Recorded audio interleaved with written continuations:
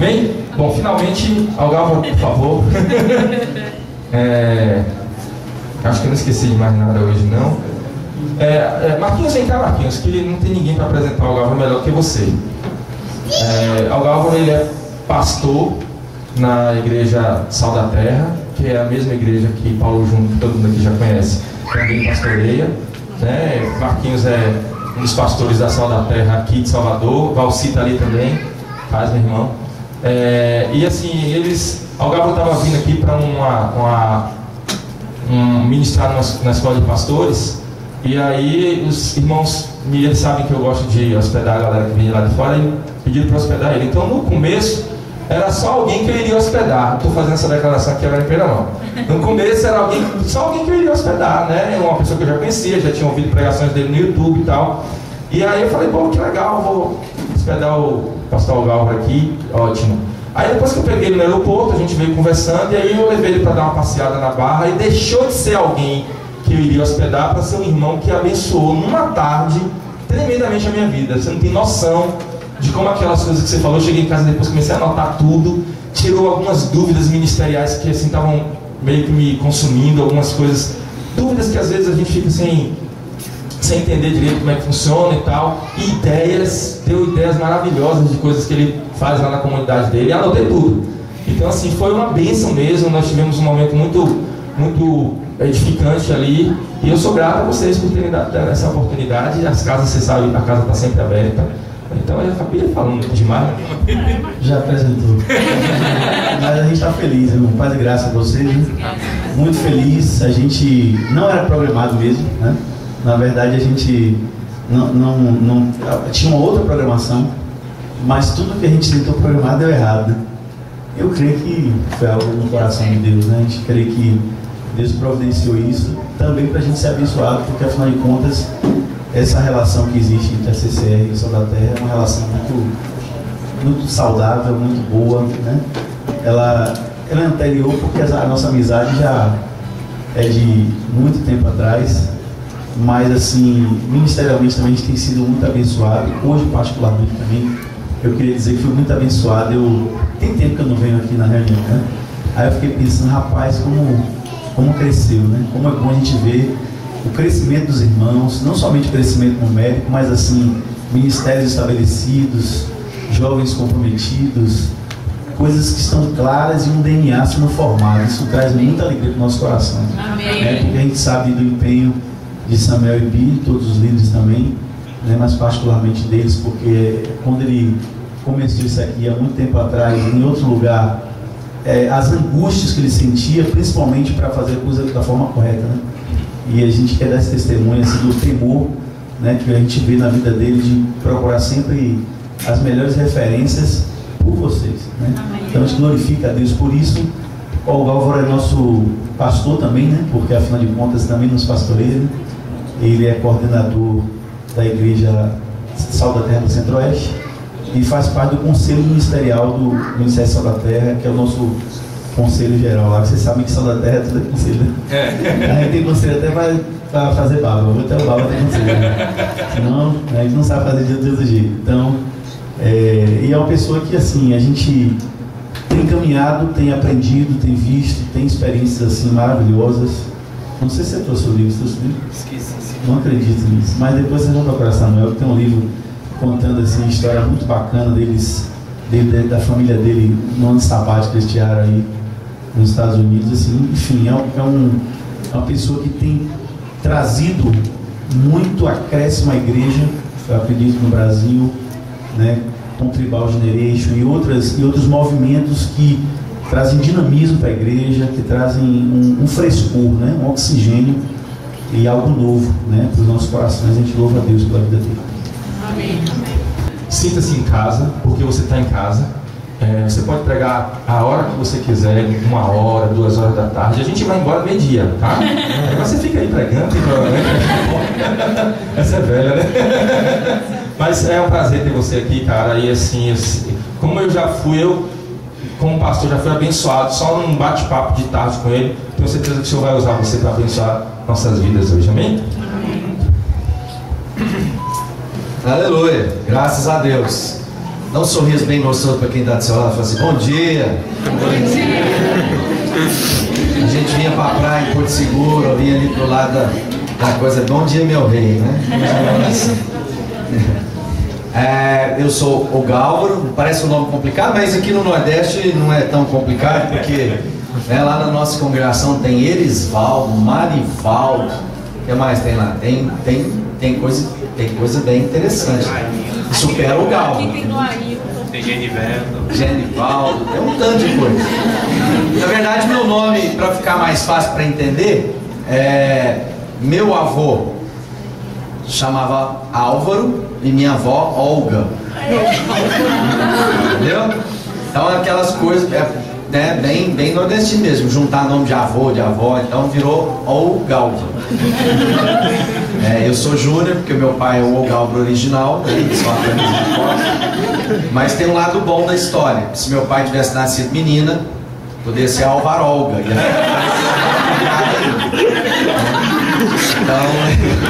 Então tem um lado bom, sempre um lado bom da história. A coisa inusitada é que também você nunca mais vai esquecer, porque afinal de contas não tem outro por aí. Então a gente tem essas coisas. Sou casado com Fabiana, somos casados há 23 anos. Estamos pastoreados a igreja desde 94, então nós estamos fazendo aí 21 anos de pastoreio. Temos 3 filhos lindos, Tiago de 21, Gabriela de 18 e Elisa, nossa rapinha do Tacho, de 12. Moro em Uberlândia, onde cresci, nasci. Já tivemos experiência de estar servindo a Deus na Escócia como missionário, e mais recentemente nós tivemos um tempo nos Estados Unidos, onde a gente passou um tempo de família, um tempo que produziu. Separei os livros, coloquei no saquinho para trazer e ficar em cima da cômoda lá no quarto, né? Mas enfim, é outra oportunidade que eu vi ao trago. Então tem sido maravilhoso. A igreja que a gente pastoreia lá em Uberlândia é a igreja que deu início a todas as coisas do Sal da Terra. Sal da Terra hoje nós somos quase 100 igrejas, são 98 igrejas espalhadas pelo Brasil, né? Temos um núcleo, um trabalho inicial aqui no Nordeste, e temos trabalhado em vários outros países. Temos igrejas no Paraguai, no Peru, na Alemanha, na Suíça, e aí vai. Então é um tempo precioso. E eu tenho o privilégio de estar aqui compartilhando com os irmãos um pouco daquilo do nosso coração, né? Algo que desafiar você, como homem, como mulher, a cumprir sempre aquilo que é o chamado e a vocação de Deus. Tá dando meio puff aí, né? Só tirar um pouquinho do grave. Bom, se nós vamos pensar na vida, há sempre uma pergunta que é presente na vida de todas as pessoas, né? Aquela coisa meio filosófica, assim, né? Para que eu nasci? Por que eu estou aqui? Né? O que é a minha vida? Para onde eu vou? O que eu tenho que fazer? Então há sempre, de alguma forma, uma angústia que permanece no coração da humanidade, dos homens, tentando encontrar sentido na vida. Qual o sentido da minha vida?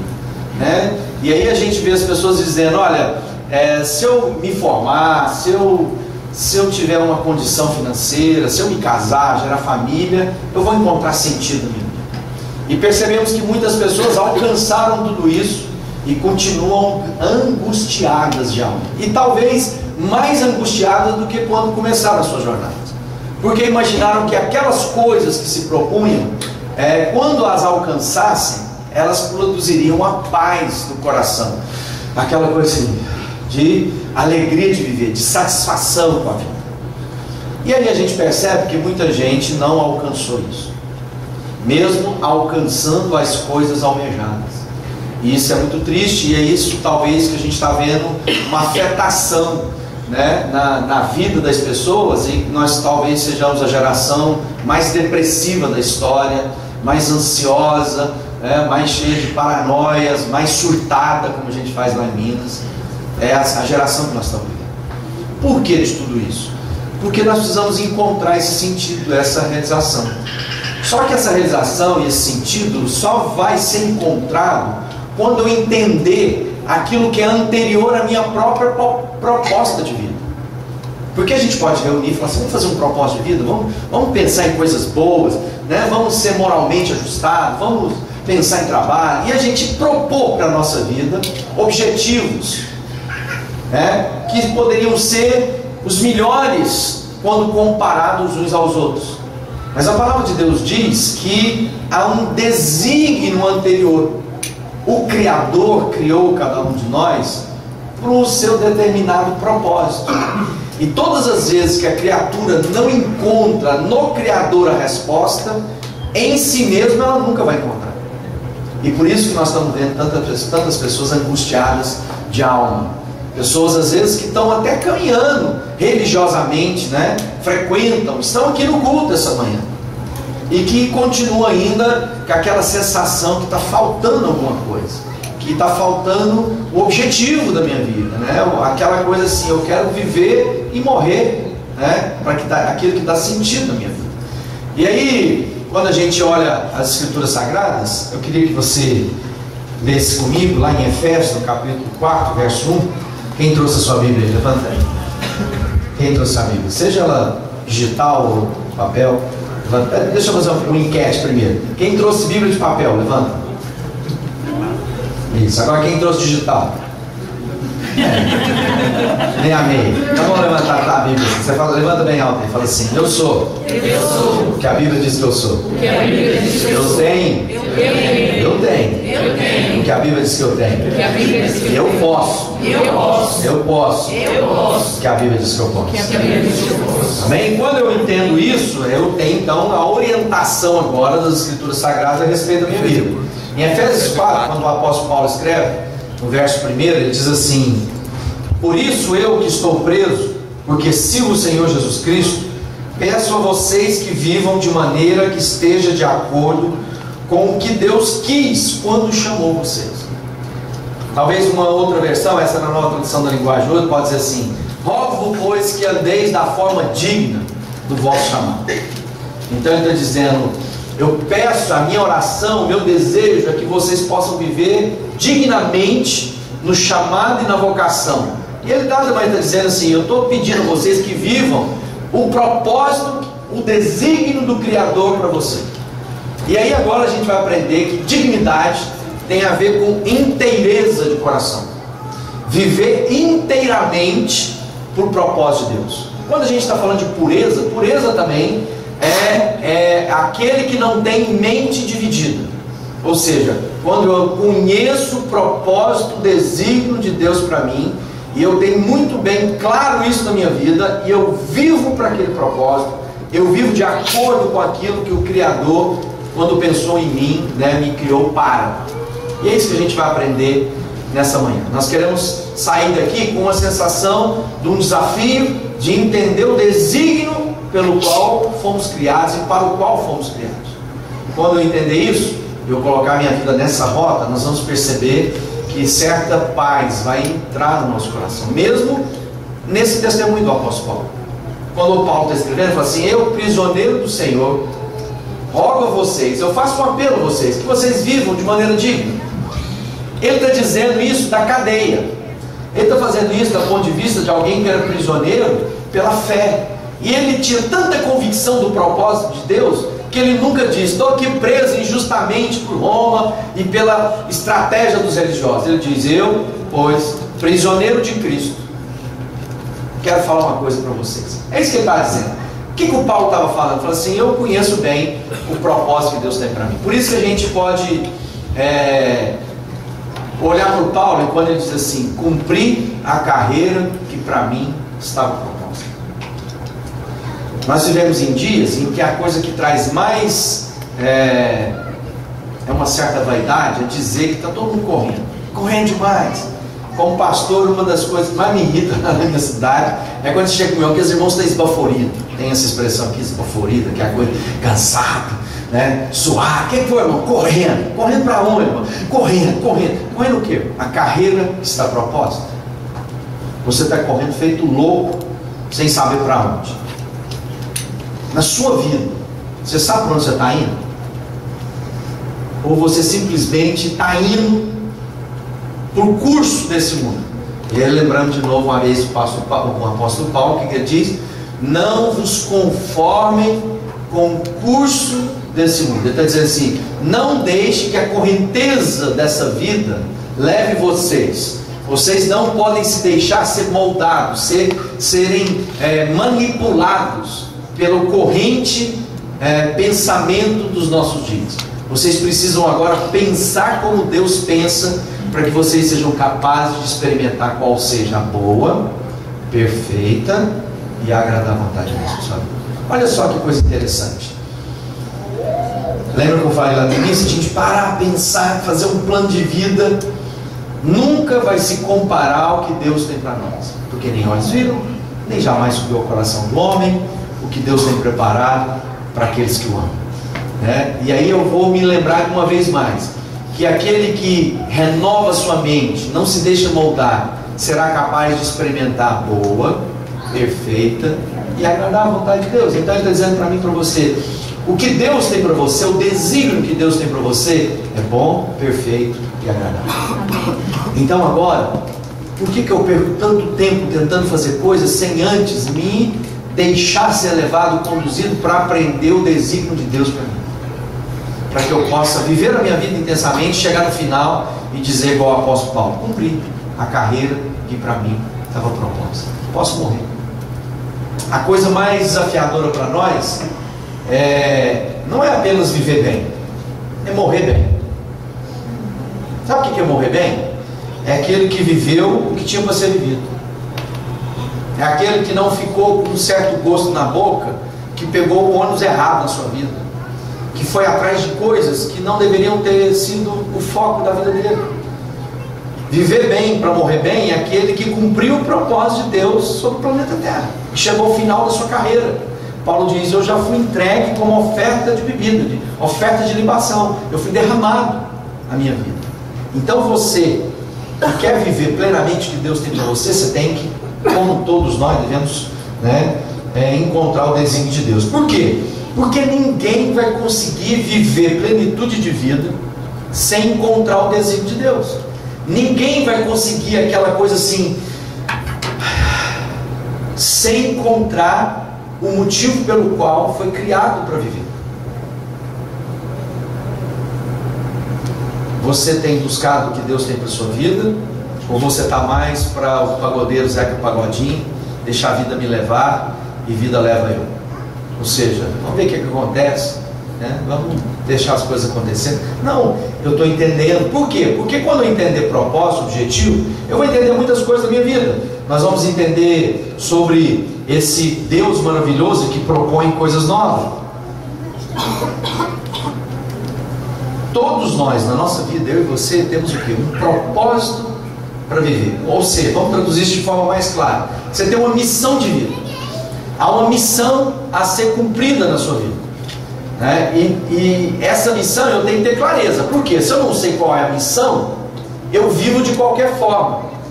E aí a coisa que eu tenho mais precioso, que não volta atrás, é jogar fora. Deus deu 24 horas para todos nós. O tempo que nós temos é o dia que se chama hoje. E se o meu hoje não tiver integridade, lembrando lá de volta, viver de forma digna o meu hoje, né, eu comprometo o meu amanhã. Nós ouvimos aqui mais cedo: tudo que eu semeio, eu colho. O meu amanhã está relacionado ao meu hoje, porque o meu hoje eu semeio daquilo que vai ser a colheita minha na próxima estação. Então, quando a gente vai pensando sobre isso, nós vamos entender o seguinte: que Deus tem uma missão para nós, e nós quero ler com você lá em 1 Pedro, verso 1. 1 Pedro, capítulo 1, verso 2. Vocês foram escolhidos de acordo com o propósito de Deus, o Pai, e pelo Espírito de Deus vocês foram feitos um povo dedicado a Ele, a fim de obedecerem a Jesus Cristo e ficarem purificados pelo seu sangue. Todo nosso propósito, toda nossa razão de viver só será compreendido na perspectiva de quem nos criou.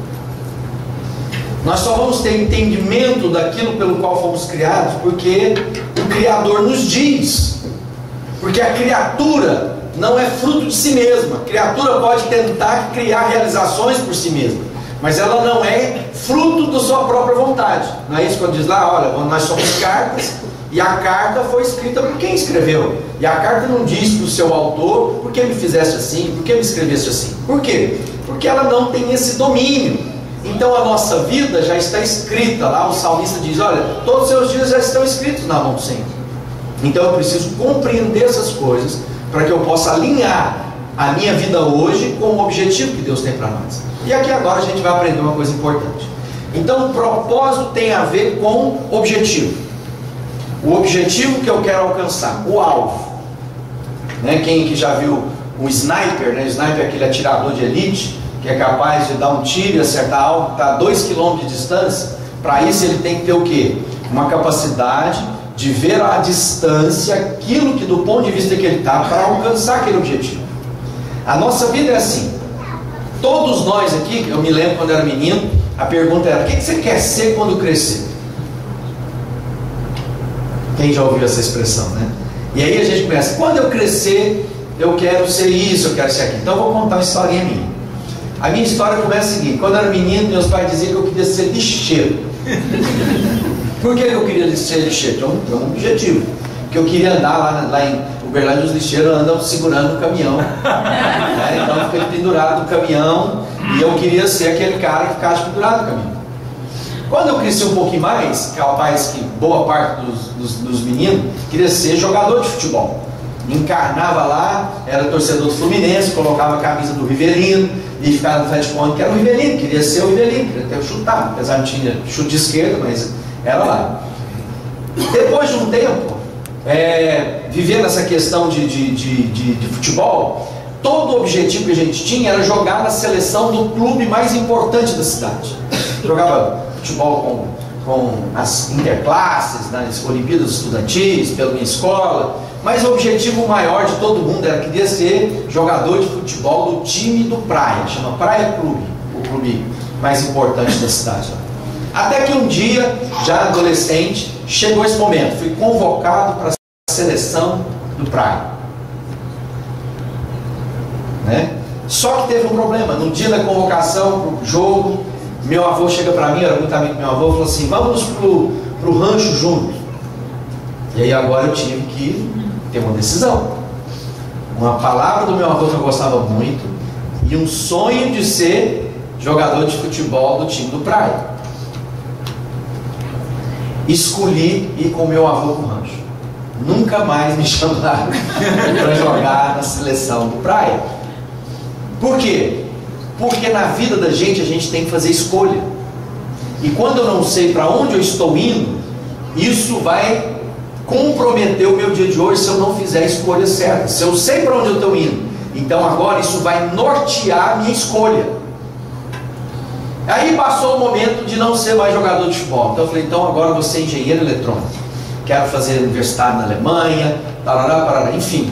Fui parar na Universidade Civil de Engenharia Civil para depois mudar para Elétrica, lá na cidade de Uberaba, perto de Uberlândia. E quando eu estava fazendo faculdade, meu pai e minha mãe resolvem se separar, voltei, tive que abandonar os estudos, começar a tomar conta das empresas. Então eu pensei, vou ser empresário. Meu negócio é ser empresário, vou ser empresário, quero andar de Porsche. Quero andar de Porsche, vou ficar rico. Enfim, a empresa quebrou. E depois Deus deu outras coisas, né? Mas naquele instante, nessa transição, nós conhecemos a Jesus. E quando Deus, porque minha mãe se converteu, e ela falou, nós somos 4 irmãos homens, e eu tenho uma irmã no outro casamento do meu pai, mas esses 4 irmãos, nós éramos muito apegados à minha mãe, ela começou a falar do amor de Jesus, aquilo foi interessante. No começo nós éramos críticos, nós queríamos, os crentes entravam por uma porta da nossa casa, a gente saía por outra, a gente fazia piada com a minha mãe, a gente zombava da minha mãe, muitas coisas, até que um dia Deus fez sentido na minha vida. E naquele instante eu me converti, e agora eu entendi o propósito de Deus para mim. Eu comecei a perceber que eu tinha um chamado, uma vocação, descobri, né, fui separado do ministério, fui para fazer missões fora do Brasil, né, casado, primeiro ano de casamento, nós fomos um dia de pastores, nasceu meu primeiro filho no 2º ano, fomos para a Escócia, né? Saímos do Brasil a 33, 35 graus, chegamos na Escócia, 15 graus negativo, mas descobri o para quê e o porquê fui criado. A minha história se descortinou, as promessas começaram a se cumprir. Deus falava de nações, as pessoas iam orar comigo e falavam, Deus vai te usar nas nações. Eu não tinha nem noção do que era aquilo. Era jovem, pensando em outras coisas, querendo ser empresário, e de repente tudo se cumpre. Hoje Deus já me levou para mais de quase 60 nações para falar do Evangelho. Deus cumpriu, descobri o meu propósito e a minha vocação. E quando agora a gente descobre o propósito e a vocação, nós somos capazes de superar as dificuldades, somos capazes de passar pelas prisões, pelas cadeias. Por quê? Porque agora eu sei para que eu nasci. Não tem para onde eu ir, não tem para onde recuar, não é um outro pensamento, não é uma ideia. Descobri o porquê e o para qual Deus me criou. Enquanto você não descobriu o porquê e o para qual você criou, você está sujeito às oscilações do seu humor, da sua vontade, das circunstâncias, das situações, dos ventos fortes, das ondas, que nos animam ou nos desanimam, que queremos muito um dia, no outro dia queremos pouco. Eu quero ser médico, aí eu tenho que passar em medicina, mas para passar em medicina eu vou ter que mudar os meus dias, porque agora não dá mais para ir para o surf, para a praia todos os dias com os meus amigos que não querem passar em medicina, porque para passar em medicina eu vou ter que me dedicar 20 horas de estudo por dia. Então o que nós temos que aprender? Os objetivos da minha vida vai determinar agora as escolhas que eu faço hoje. Deixa o Espírito de Deus falar com você para você entender algumas coisas que é importante. Então vamos pensar assim: o objetivo de Deus para mim, o propósito de Deus para mim tem a ver com a minha integridade. Lembra lá que o Paulo falou? Viver de forma digna, ou seja, viver para aquilo que é o propósito de Deus. Então é mais ou menos assim. Você sabe o que significa pecado, a palavra pecado? A palavra pecado vem do grego, que significa errar o alvo. Pecado é não atingir o objetivo. Qual o objetivo? Pelo qual eu fui criado. Deus criou-me para um objetivo, e todas as vezes que minha vida me leva para outro lugar que não é o objetivo de Deus, eu estou vivendo em pecado. Portanto, e por quanto, se eu estou vivendo para o objetivo de Deus, eu estou vivendo em santidade, separado para o uso de Deus. Então viver em santidade é viver para alcançar o objetivo de Deus. E agora eu começo a entender o que significa isso. Ou seja, a minha vida de pecado vai afetar o objetivo que Deus tem para mim. Então aquilo que pode ser, e às vezes o pecado da minha vida não tem a ver apenas com as coisas erradas ou moralmente desajustadas. Tem coisas que não convêm para a minha vida. A Bíblia diz assim: todas as coisas são lícitas, mas algumas coisas não lhes convêm. Algumas versões dizem, algumas coisas não são úteis para você. Ele está dizendo o seguinte: olha, presta atenção, você tem um determinado fim, Deus te criou com um objetivo, e aquilo que te atrapalha a alcançar o objetivo de Deus precisa ser removido da sua vida, precisa ser deixado para trás. E talvez na nossa vida algumas coisas não são necessariamente ruins, mas elas não cooperam para o objetivo que Deus tem para mim. Lembra a questão do estudo? Então, se eu sou um estudante, tem algum problema em ir para a praia? Nenhum. Mas se eu tenho um objetivo, e aquele objetivo requer naquele momento um empenho, uma dedicação, a minha agenda dedicada, tem coisas que não dá certo. É uma coisa simples. Trabalhar é bênção de Deus. Trabalho é aquilo pelo qual Deus criou os homens. Deus não tinha feito chover sobre a terra enquanto não tinha homem para cuidar do jardim, porque não tinha quem lavrasse a terra, não tinha quem cuidasse do jardim. Então Deus criou o homem, colocou no jardim, veio chuva, cresceu todas as coisas, e aí Deus deu o objetivo. Trabalho é anterior a pecado. Tem gente que pensa que trabalho é por causa do pecado. Não, o trabalho ficou árduo por causa do pecado, mas o trabalho é o objetivo de Deus. Então pensa o seguinte: trabalhar é coisa boa ou é coisa boa ou coisa ruim? É boa. Mas e o marido que trabalha 23 horas por dia, 7 dias por semana, não fica em casa, não vê os filhos, não dá atenção para a esposa? É bênção ou é maldição? Está vendo? Então aquilo que pode ser bom, dependendo de como é feito, se torna ruim.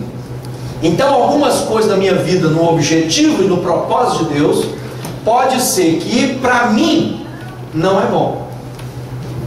Eu estava conversando com uma nutricionista, e ela é nutricionista de pessoas doentes, que tem que descobrir quais são os alimentos que não fazem mal para ela. Então, por exemplo, tem gente que não pode comer banana. Banana é bom, mas tem gente que não pode ter banana, porque aquilo às vezes alimenta um tipo de câncer que ela tem propensão. Então algumas coisas da minha vida vão ter que ser eliminadas, mesmo que tenha aparência de coisa boa. Mas para quê? Para alcançar o objetivo. Mas qual é o desafio? Que objetivo é esse? Tá bom, eu quero o objetivo de Deus. Como é que eu faço para alcançar o que Deus quer? Então agora nós vamos ter que passar a ter uma relação melhor com Deus. Eu preciso ampliar. A gente foi para a praia, estivemos passando na praia, fomos almoçar ali na praia aqui em cima, e uma das coisas que mais me fascina com o mar, e aquilo que mais produz assim, limpeza, higiene mental, é parar no mar e olhar ao ponto de você enxerga até o lugar que seus olhos não é capaz de ver mais. Sabe o que é isso? Visão de Deus. Sabe como é que Deus dá pra gente um alvo, um objetivo? Quando os seus olhos não são capazes de ver, mas você enxerga. Amém. Tá complicado? É mais ou menos assim. Fé. A fé não é aquilo que eu estou vendo, porque a fé não é movido pelo que eu vejo, pelo que eu sinto, é pelo que eu creio. Então eu ando na direção daquilo que Deus disse. Então agora às vezes os meus olhos não veem, mas eu sei que é o certo que eu tenho que fazer. Por quê? Porque Deus disse.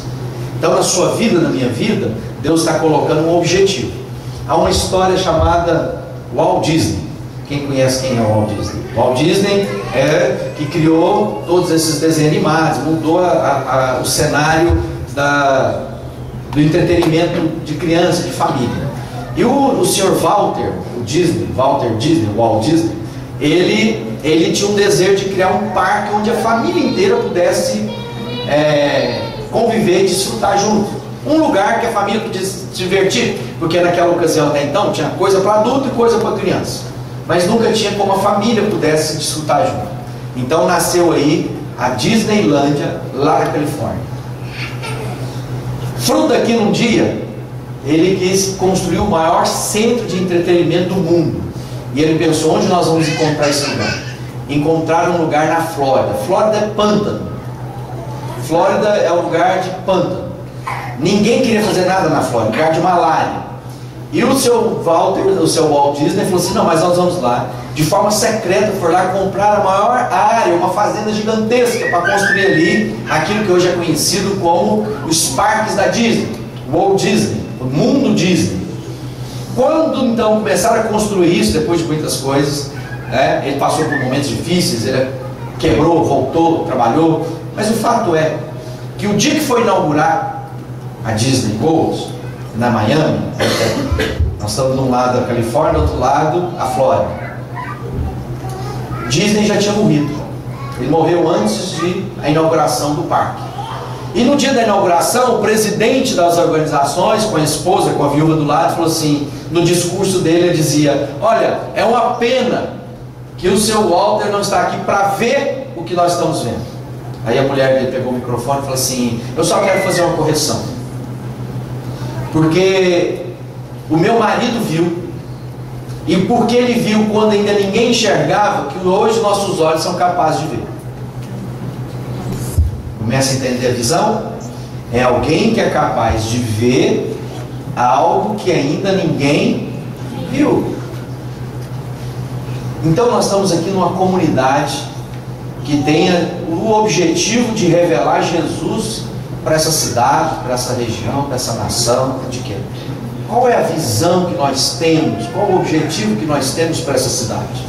O que eu estou vendo que ninguém está vendo ainda? E aí, se eu vejo, estava vendo ali como é que é o irmão ali, como é que você chama? Marcelo. O Marcelo. Marcelo ali é o cara da malhação,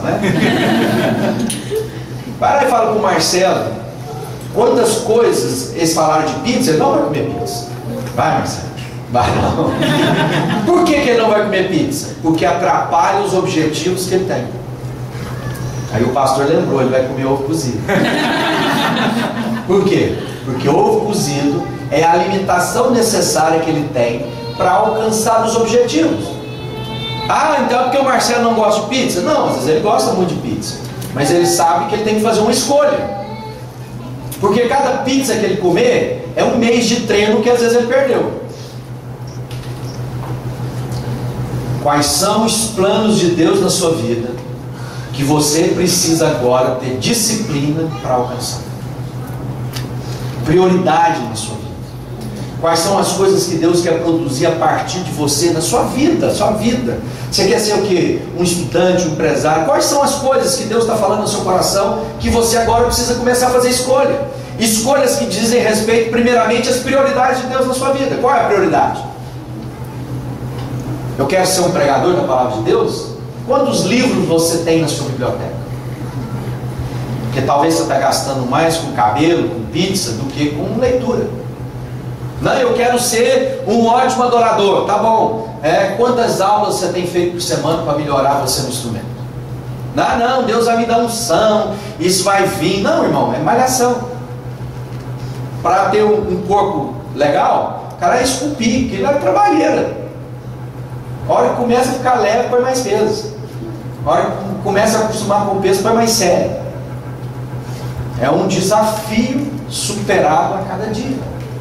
Se você quer ser o homem e a mulher que Deus quer que você seja, você vai ser forjado pelo Espírito de Deus, pela palavra de Deus. Se você quer ser esse homem e essa mulher cheio de poder, de autoridade, de integridade, você vai ter que se expor a essa palavra e deixar que essa palavra te molde, as mãos de Deus. Lá em Romanos 12, né, se a gente abrir lá, rogo, pois, irmãos, que não vos conformeis com esse mundo, mas apresenteis os vossos corpos como sacrifício vivo, santo e agradável a Deus.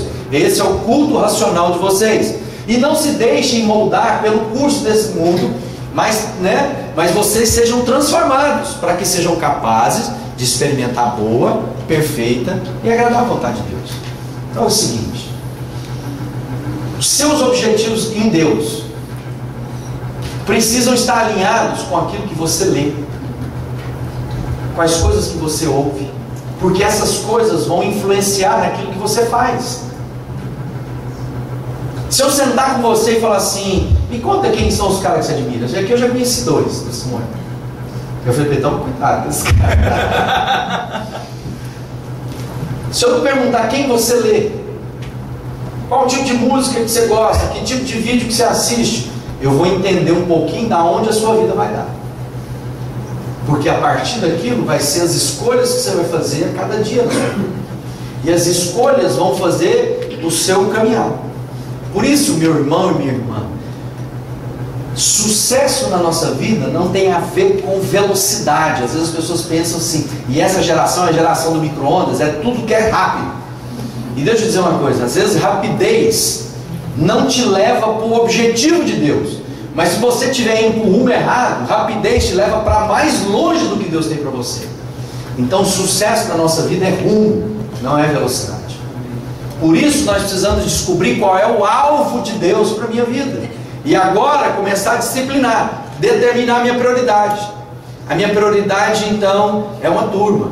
Essa turma, voltando lá no Marcelo, né? Se eu for participar de uma turma que os caras só querem saber de beber cerveja, comer pizza, não vai dar. Porque não combina com o meu estilo de vida.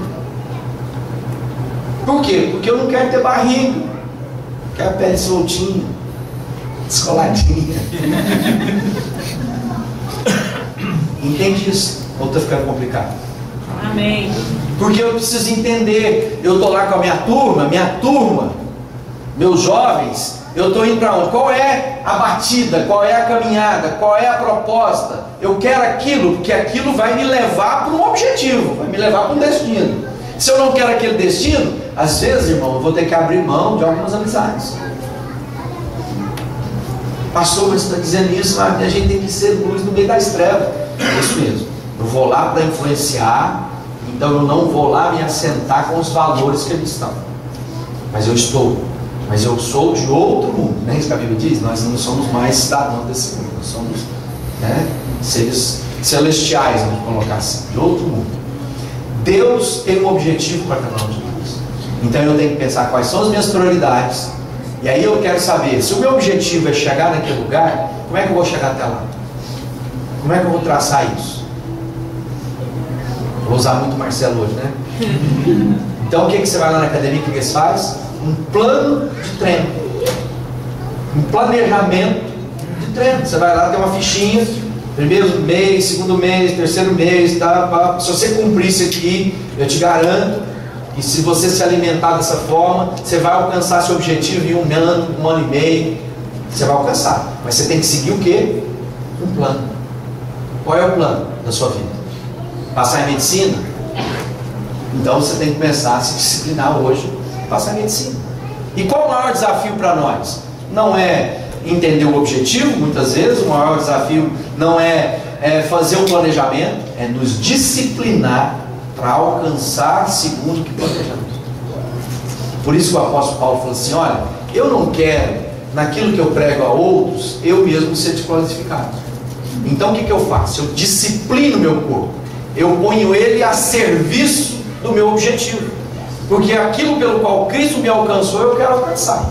Para aquilo que Deus me chamou, eu quero realizar. Para os objetivos que Deus tem para mim, eu quero viver, mesmo que seja passando por cadeias, mesmo que seja passando por dores. Esse homem que a gente acha o cara assim muito resolvido, ele passou por momentos muito complicados. Foi apedrejado ao ponto de que as pessoas só pararam de mandar pedra nele porque pensaram que ele já tinha morrido. Esse cara que passou boa parte do ministério dele, ou o maior tempo do ministério dele, em cadeias, mas que Deus tinha um objetivo. Já pensou? Talvez se ele não tivesse em cadeias, ele não tinha tido tempo para escrever tantas cartas que hoje fazem parte da metade do Novo Testamento que a gente tem nas mãos. Deus estava cumprindo um propósito. Deus tem um propósito para a sua vida. Quem quer descobrir o propósito de Deus para você? Amém. Sabe por quê, mano? Quando eu entendo isso, eu digo lá para os irmãos: irmãos, eu não presto para mais nada. Fui chamado para ser pastor. Não adianta eu me meter, querer fazer outras coisas. Eu sou cheio de ideias, mas eu não sirvo para isso mais. Por quê? Porque eu entendi o porquê e o para que Deus me criou. E agora, isso pode ser em meio a dificuldades, a perseguições. Sabe o que mantém você no caminho que Deus tem para você? É a consciência do que Deus tem para você. Porque as pessoas vão te criticar, as pessoas vão te sabotar, as pessoas vão duvidar de você. E o que vai te manter de pé? Quando os seus amigos te traírem, as pessoas da sua intimidade te abandonarem. Sabe o que vai manter você de pé? A certeza pelo qual Deus me chamou. Se eu não tenho convicção disso, sabe o que eu faço? Ah, está muito difícil, complicado, eu pensei que ia dar certo, mas eu acho que não é isso não. E é tudo que o inimigo quer fazer na sua vida, é que você desista dos planos e dos projetos que Deus tem preparado para você. Então, meu irmão, minha irmã, conheça o objetivo de Deus para você. Entenda a sua vocação, entenda o que Deus tem para a sua vida e vive isso inteiramente. Lembra do Paulo: rogo, pois, que andeis de maneira digna, inteira, completa do que Deus tem para a sua vida. Não caminhe por outro caminho, não se deixe levar por outras vozes. Descubra o propósito de Deus para você e viva intensamente. Pastor, mas eu ainda não sei. Começa a servir um ao outro, começa buscando de Deus, começa participando da reunião dos homens. Quem sabe é lá na reunião dos homens que Deus vai falar com você. Começa a dobrar seu joelho lá na sua casa, fecha a porta, e a Bíblia diz que o Pai te responde quando você em secreto o busca. Ele vai falar ao seu coração. Seja íntegro naquilo que está na sua mão hoje. Não fique esperando o dia de amanhã. Então essa coisa de dinheiro que o Samuel estava ensinando, né? Quanta complicação, não complica não. Tudo não é de Deus. 10% é o mínimo que revela o meu compromisso. Então a minha pergunta é: Deus, você quer que eu dou 80, 70, 60, 10, 20? 10% é o mínimo. É quando eu não sei quando eu tenho que dar, eu vou dar 10. Pronto, resolveu. Isso não é de lei, porque está lá em Abraão. Abraão deu o dízimo a Melquisedeque, não tinha lei, Moisés veio depois, né? E depois do Novo Testamento nós estamos vendo lá que Jesus cumpriu a lei, então ele também provavelmente entregou o dízimo dele. Então, não, amado, complica a sua vida com Deus, não. As coisas de Deus são muito simples. Tem um coração genuíno, sincero, que quer servir a Deus, deixe bondade, santidade, integridade. Mas lembre-se, pecado é tudo aquilo que me afasta do objetivo de Deus. E santidade é viver para aquilo pelo qual Deus me chamou a viver. É ser integralmente dedicado para Deus. Eu não sei quais são suas dores, quais são seus desafios do seu dia a dia, mas eu quero dizer uma coisa para você: Jesus é a resposta. Amém. Amém. Jesus é o que é. Você está com sede, Ele é a água da vida. Amém. Você está doente, Ele é o que cura. Você está com fome, Ele é o pão da vida. Você está confuso, Ele diz que quem confiar nele jamais será confundido. Então Deus é a resposta para a sua vida. Você simplesmente tem que se aquietar aos pés de Jesus e dizer: me ajuda a te entender, me ajuda a te conhecer. Eu queria orar com você hoje, para que você entendesse o seguinte: o que Deus tem para você é melhor. Melhor do que você é capaz de pensar, imaginar, melhor do que a religião diz. O que Jesus tem para você, amor, não se compara, porque Ele diz assim: os meus pensamentos são mais altos, os meus caminhos melhores. Lá em Isaías ele diz: olha, deixa ser levado à presença de Deus, deixa ser conduzido por aquilo que Deus tem. Não se conforme na mediocridade, essa coisa assim de ser mediana. Jesus diz: ou é quente ou é frio, amado. Essa coisa de gente morna é triste, é horrível. Igreja morna, conselho morno, como diz o Marquinhos, tudo tem que ser conselho. Então, conselho fica lá tão morno, banda morna, gente, é terrível. Seja fervoroso, seja intenso, seja alegre, seja empenhado, seja desesperadamente apaixonado por Jesus, para que a sua vida faça sentido e você dê sentido à vida de outros. Amém. Que essa mensagem que está em você seja compartilhada no seu trabalho, na sua escola, na sua família, que você seja cheio de misericórdia por aqueles que ainda não conheceram o nome de Deus. Feche seus olhos por um instante.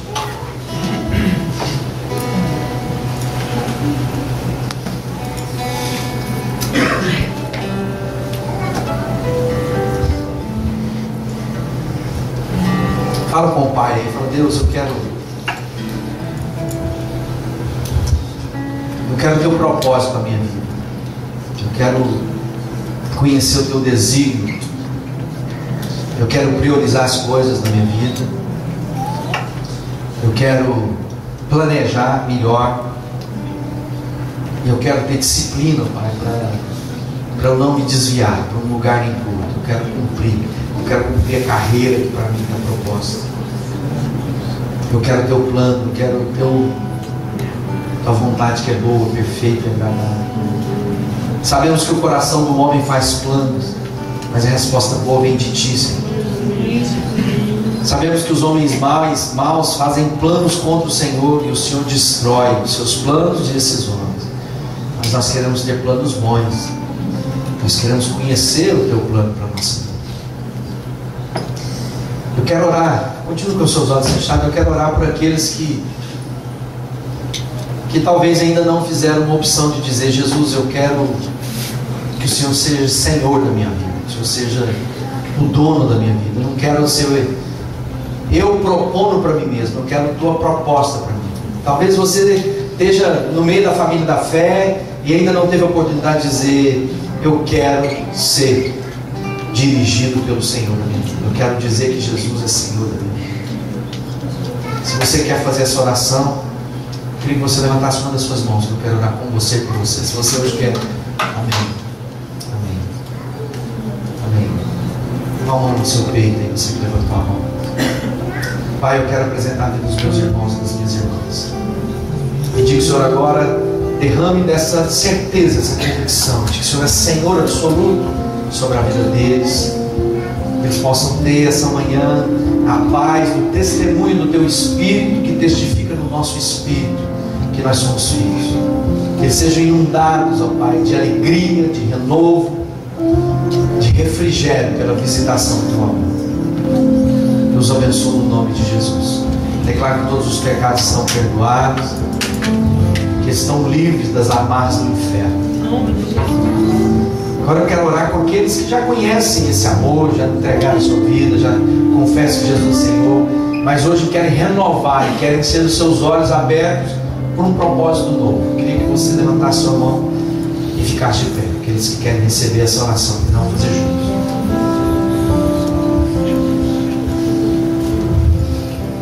Mas Deus, eu quero me disciplinar para aquilo que o Senhor tem para mim. Eu quero chegar ao final e dizer: está consumado, né? Cumprido. Vai a mão aí no seu peito. Pai, nós estamos aqui essa manhã.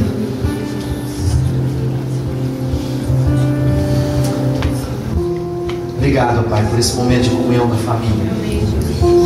Obrigado porque nós temos a oportunidade de nos reunir aqui, desafiarmos uns aos outros ao amor de Deus, a vida que o Senhor tem para nós. Que esse propósito seja conhecido.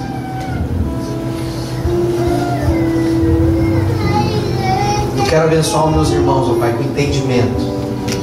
Quero abençoar os meus irmãos com alegria.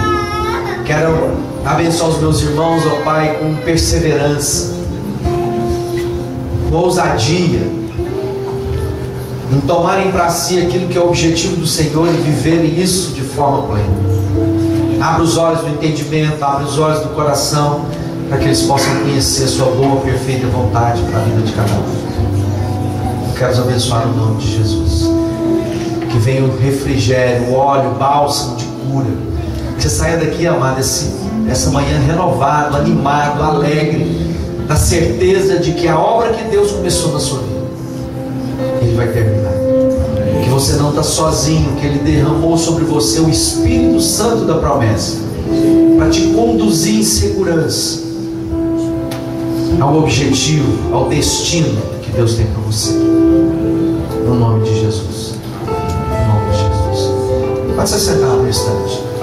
Só quero encerrar ilustrando isso de uma forma bem clara. A gente fez uma série lá na igreja, a gente usou a logomarca da série, era um canivete suíço. O canivete suíço é que ele tem várias ferramentas no mesmo canivete. Por que eles fizeram aquele canivete com várias ferramentas? Para que ninguém ficasse tentando usar a lâmina de cortar para parafusar. Para que ninguém ficasse tentando usar um saca-rolha, né, com a lâmina de cortar, enfiando a rolha para dentro da garrafa. Então colocou-se ali o quê? Cada uma daquelas ferramentas tem um objetivo. Pra você entender isso melhor, quem projetou esse microfone, ele tinha um objetivo. O objetivo era resolver um problema. O problema era o quê?